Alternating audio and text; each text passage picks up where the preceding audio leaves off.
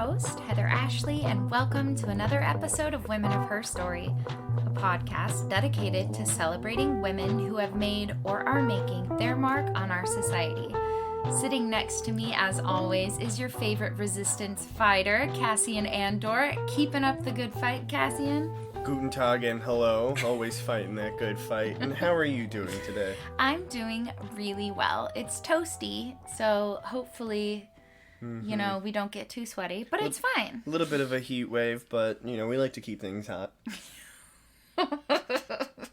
Okay, Paris Hilton. Yeah, Oh my goodness. Well, today's Her Story lesson centers around space and one of the women who helped us get to the moon, none other than Margaret Hamilton. Oh, I love just stories of women in space, especially with some of the things we've been posting. I know. So I'm very excited. Before we do this, talking about the things we've been posting, if you don't follow us on Twitter, you are missing out. Every day we have what we call Morning Morsel, and it's a fact about a different thing. It's Morning Morsel is a new fact about a woman every single day, and we try to kind of amplify the and it pertains achievements. To that specific day. Yes, yeah. Whether it's either achievements or perhaps their birthday, and just kind of celebrating them and maybe what they've accomplished for women and just people overall. So check that out. We're on Twitter, Instagram. We're gonna be all over the social media platforms. Everyone, all over. Oh my goodness. Well, back on track. Yes. We got on a little side Yeah, we got a little here. Spaced out. Get out. I'm sorry. My God. That's a good movie. I'm so mad. Me too. Oh, okay. Okay, sorry. July 20th, 1960. The lunar module, Eagle, approached the moon's surface when the computer started to flash warning signs. Mission Control had two options, go or no go. They were confident in the software, so the mission was still a go. The software that had been created allowed the computer to recognize the error messages and ignore all what had been deemed low-priority tasks. Margaret remembers, quote, "It quickly became clear that the software was not only informing everyone that there was a hardware-related problem, but that the software was compensating for it. Investigation into the incident showed that the astronauts' checklist was at fault, telling them to set the rendezvous hardware switch incorrectly. Fortunately, the people at Mission Control trusted our software," said Margaret after. With only enough fuel for 30 more seconds, Neil Armstrong reported the Eagle has landed. The astronauts only had access to 72 kilobytes of computer memory. Let's talk about that for a second. We carry around cell phones that are 64 gigabytes. Okay, that is almost 1,000,000 times the amount of storage space. I was so nervous with you just... I'm building up the suspense. That was so much that it felt like you were reading part of like a script for Armageddon. I immediately, my palms got sweaty. I was nervous. I was in it. So I can't even imagine that moment of like high pressure. That showed me that those people are super qualified and I am in the right business because I am not working those jobs for a reason. But also, yeah, I think I've also always known that NASA or like, space like their technology has always been like so cutting edge. Yeah. And what's so crazy to think about, we got to the moon with something that didn't have the same amount of storage space, that had literally like 1/1,000,000th right of the storage space that we have on our phones to look at cat pictures. Right. I mean, now, right. Yeah. That's so crazy. Right. And programmers at this time used paper punch cards to feed information into room-sized computers with no screen interface. Oh my goodness. I know. I feel like my generation just we take so much advantage. And being like, wow, no screens. That's awful. No That wasn't even that scream. long ago. Anyway, I I'm know. sorry. Margaret was 32 at the time. She was hooked up to mission control from MIT. Damn. She said, I was not concentrating on the missions, per se. I was concentrating on the software. She recalled that it wasn't until after everything was completed that it all hit her. She said, my God, look what happened. We did it. It worked. It was exciting. So, it's so cool that she... you mentioned MIT and, you know, her being a Oh, we'll woman get into it. in space because, I, you know, recently for one of the morning morsels, I read that Amelia Earhart studied at MIT before she unfortunately couldn't financially afford to continue her studies there, but bright people Really, go to MIT, and it kind of just shows that, like, people. forward-thinking women knew what they were doing, you know, yeah. from Amelia to... Yeah, anyway. So Margaret Hamilton was born on August 7th, 1936 in Paoli, Indiana, to parents Kenneth Hayfield and Ruth Esther Hayfield, and she had 2 younger siblings. Something that seems to have truly shaped her outlook on life are the long drives that she and her father would take through Michigan's Upper Peninsula, where they would talk about what ifs, whys, and why nots. She would always say that the, quote, never going to happen can happen. This mantra shaped her and the approach she took to the brand new field of software engineering, a term that she created. Whoa. I know. And critics at the time said that inflated her work's importance. Yeah, I love knowing that. I feel like I'm going to brag for her about that I whenever know, people she's mention like, software "Who engineering. told you? Isn't that awesome?" I'd be like, well, just so you know, hey, by the way. Margaret studied mathematics and philosophy at Earlham College in Richmond, Indiana. Here, she met James Hamilton, who she subsequently married. She credits the head of the math department, Florence Long, with helping her foster her desire to pursue abstract math, which I didn't even really think about being a thing. You know, when you think about it, all math is abstract. It really is. You know, when you, like, who really knows? Like, I mean, most of it's black and white, but, like, But the, you know, when we numbers are talk all about kind of relative. theoretical, you know? Like, what's a it's number? space. Yeah. You sound crazy right now. I'm just so bad at math. Well, she always loved math. Well, And after college, she became an expert in software writing and engineering. While her husband was attending law school at Harvard in 1959, she took a job at MIT learning to write software that would predict the weather. nice. I know. And at this point, she had never even seen a computer before, but she took to it quickly.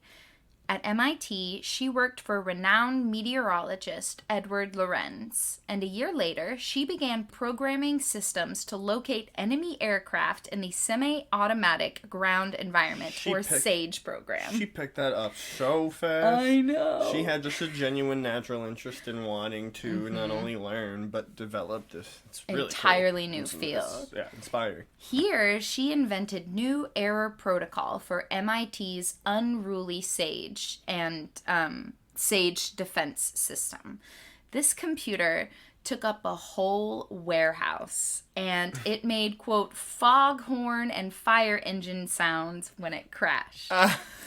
So when crashes occurred, she had the programmer at fault pose for a Polaroid along with documentation of where the mistake came from. Oh my goodness. This way, if the error occurred again, they could just bring in the person to fix it. Oh, I hope somewhere in MIT or just in general there's like a photo book of like all these people posing in front. Gosh. I hope they smiled too. It's I kind think of like so. as You're like like, these well, things, mechanical errors. Trial and error. Yeah. And errors absolutely fascinated her. Finding them, correcting them, and then tracing the patterns that they follow to predict and prevent them in the future. She says, I thought of them as the enemy. Now, speaking of women in tech, if you're looking for more stories from inspirational women, check out Startup Magazine's The Serial Entrepreneur. Yes, please. Yeah, super cool. In their last episode, they interviewed 3 very honest female founders about the importance of diversity and their experience as women in business. That's so necessary. Oh my gosh. So if you liked our interview with Cindy Lake recently, then you're going to love this episode. Past interviews include honest conversations with various startup companies. Their next series will be all about women in tech, including the female founders of Shark Vacuums, NASA engineers, and plenty more inspiring women. Wow. Exactly. So when you're waiting for your Her Story fix, go check this podcast out. You can find them by searching The Serial Entrepreneur, as in your breakfast, into any streaming service, or go to startupsmagazine.co.uk. Also, host Anna Flockett has a lovely British accent, so that's always fun. That's my favorite thing. Super fun. I wish we had British accents. But it would be rude if we tried. Yeah, we're not gonna do that. So we're gonna listen to her instead. Exactly, and you guys should too. Yes, it's please. a really great podcast. And now, back to Margaret Hamilton. Yeah. Yeah. In the mid-60s, MIT announced they were looking for people to do programming to send man to the moon. She said, "I just thought, wow, I have to go there." She had planned on going to Brandeis for graduate school for a degree in abstract math, but due to her success at Sage, she was the first programmer hired for the Apollo project at MIT. Snaps. We're snapping. I know. Snapping. She's doing the robot. That's awesome. What a feat. I know. Sorry. She's so cool. Wow. I know. I love her. Oh my gosh.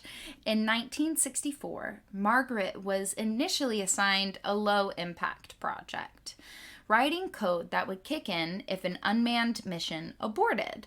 The higher-ups were apparently, quote, so sure it wasn't going to happen that she named her program Forget It. Oh, wow. And one of the missions did abort, and suddenly she was in high demand when her software saved it. No, look at that. Oh, Looks like you need that capable woman for the job, after all. Underestimating Wow. people. In 1965, she became the head of her own team at the MIT Instrumental Laboratory, later known as Draper Laboratory. This team was dedicated to writing and testing software for Apollo 11's 2 70-pound computers. One aboard the command module, known as Columbia, and one aboard the lunar modules, known as Eagle. Trying to be open-minded about everything. I know computers aren't like how they are now. I know, they're 70 like... pounds. I know. I laughed and I feel They're bad. like 2 pounds, not So even light. now. I mean, your phone is a computer Your phone in is itself. a whole computer, yeah. Yeah. Margaret said, quote, "There was no choice but to be pioneers." So this name I'm about to say is tough for me, so bear with me.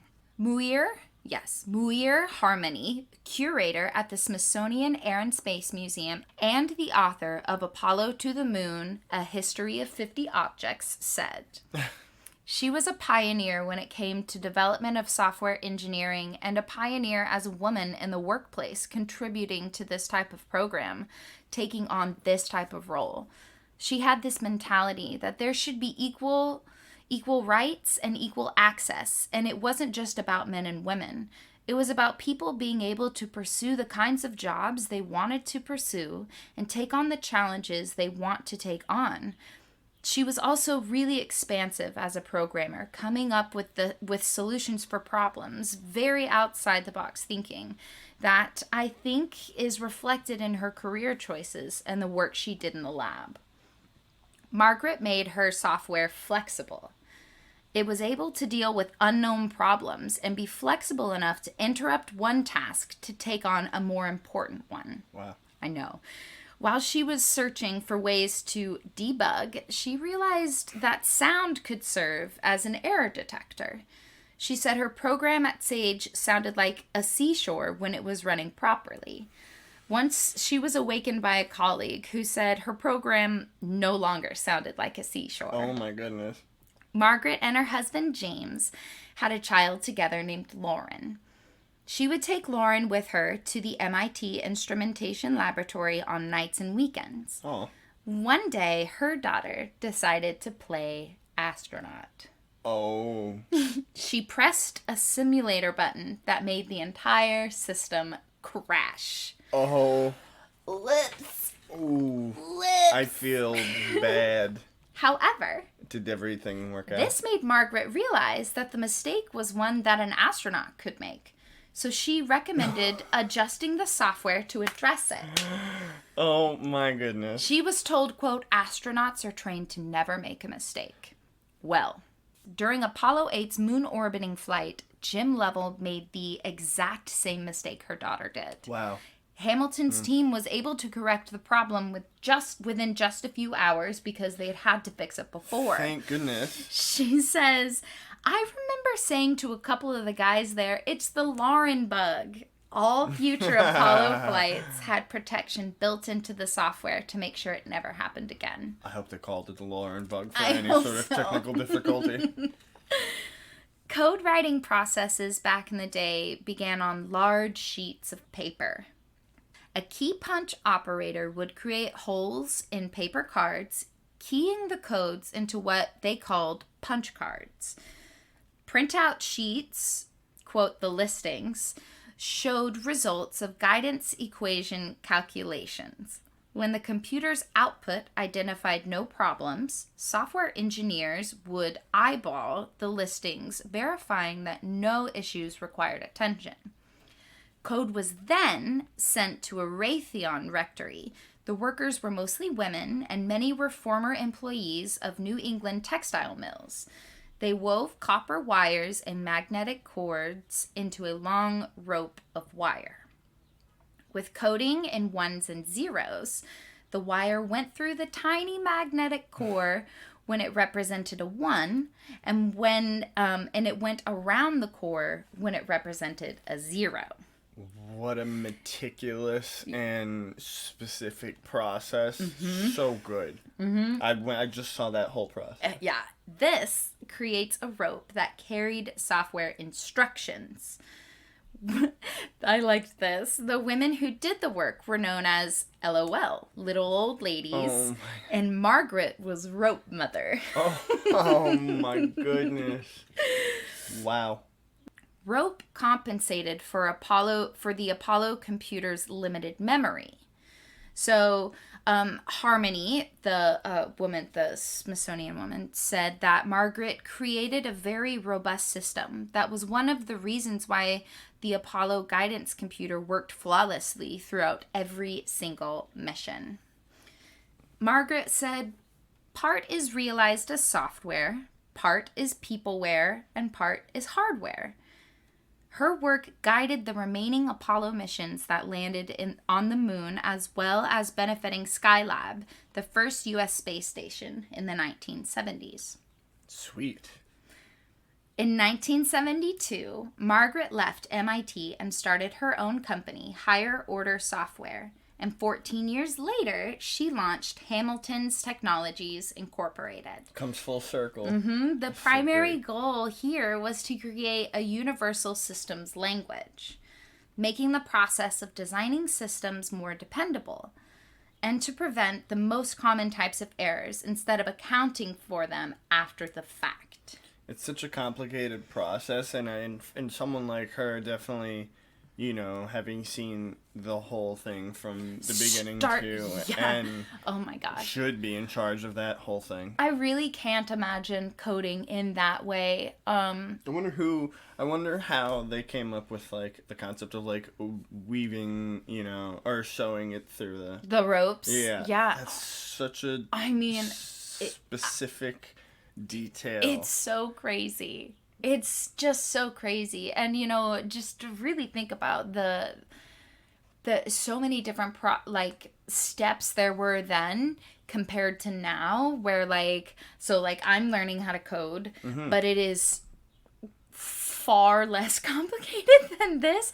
I can literally like type up a simple code and turn the text on a website blue if I wanted to. And it's just crazy that they were doing all of this without the immediate ability to check it right in front of you. So I can tell if my code doesn't run because it just shows an error and it points exactly where the error is. It tells me what line it's on. Whereas this, if it doesn't work, how are you, like, imagine going through these binders and binders and binders of code to find which rope is wrong. Yeah, I think we're pretty fortunate with all the technological advancements that we have this day and age. Mm-hmm. They did so much with, now that we're looking back on it, they didn't have nearly as much as what we did, and somehow it seems like they did more, yeah. Like the stretch of the stretch of their mind was really expanded with what little they had, and now now we're doing just as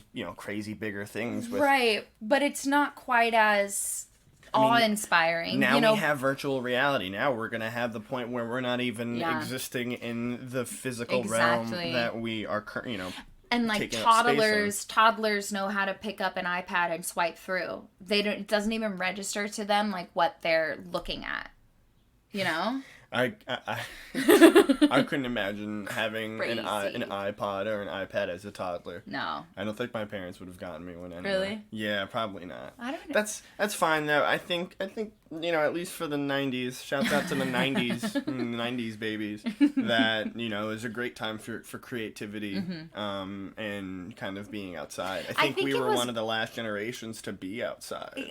I think what it is that we came about in this huge technological advancement. So we have memories of before you could just, like, we have solid memories of a time before these really, really advanced cell phones and computers and TVs. That's right. And so I think that brings about a different perception of these things. It's really interesting. Yeah, I remember the subway tokens before the Metro cards.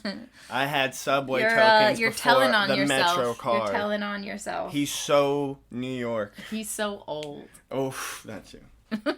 Anyway, Margaret. NASA gave her the NASA Exceptional Space Act Award in 2003. They acknowledged her contributions to software development and granted her the biggest financial prize that the agency had ever awarded to one person, $37,200.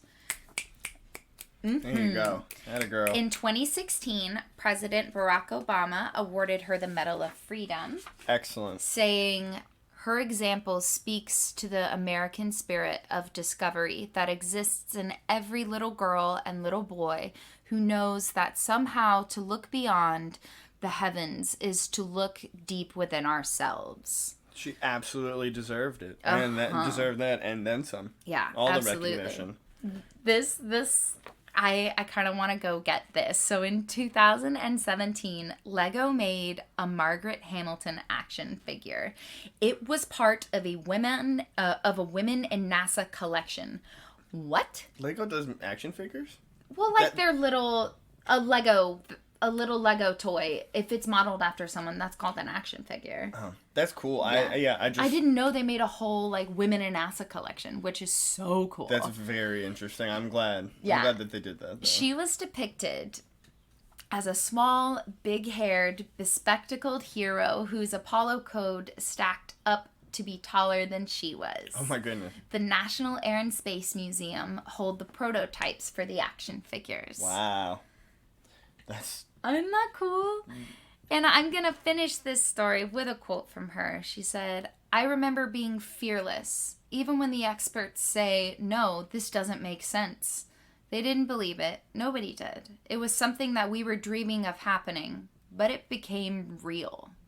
Ugh, she's just so cool. I think I say the same thing at the end. I think I always say someone is so cool at the end, but honestly... It's because all we do is talk about cool women. I don't know. Seriously. If you're tired what of an that. incredible legacy. What an incredible person who...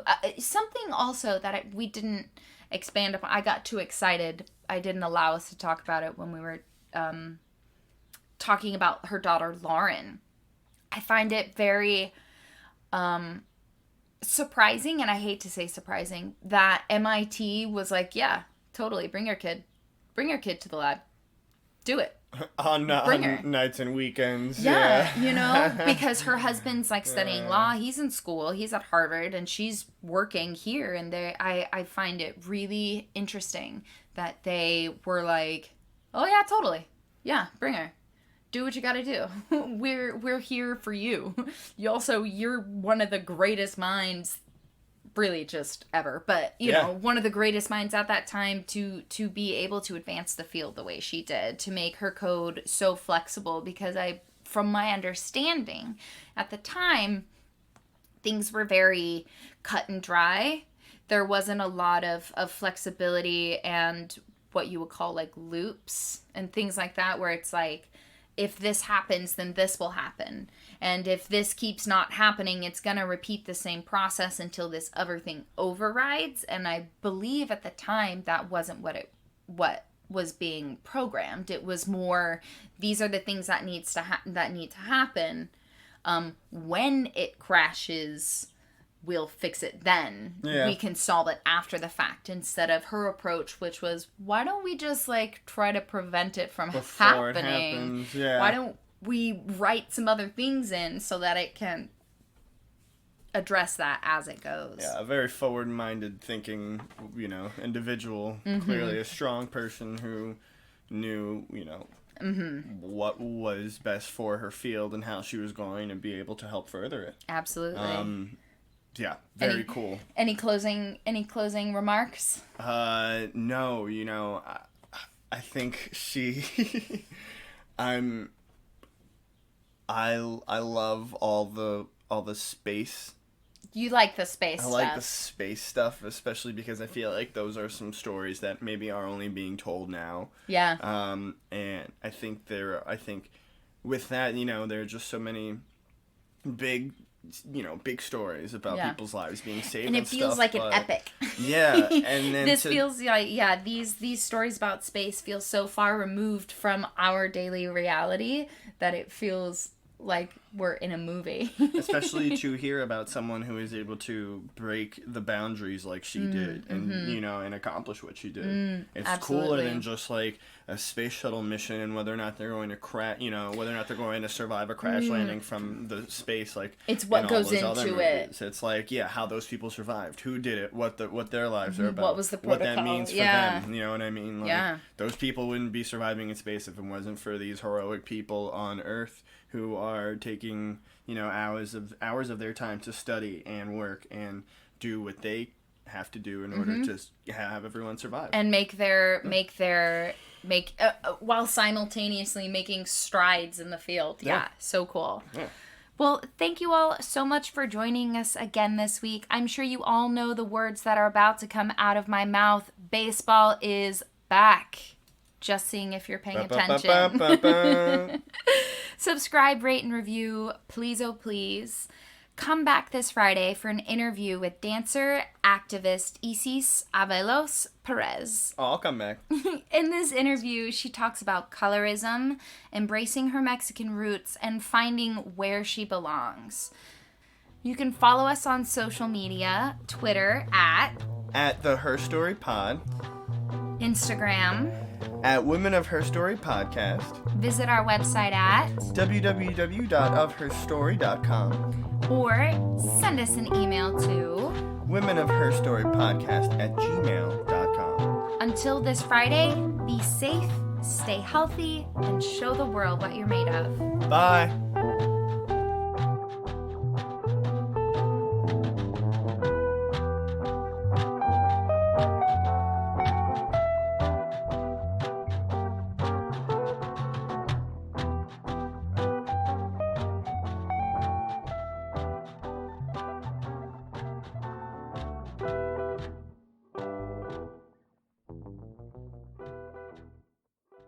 This is a New York Glitch production. You are the worst.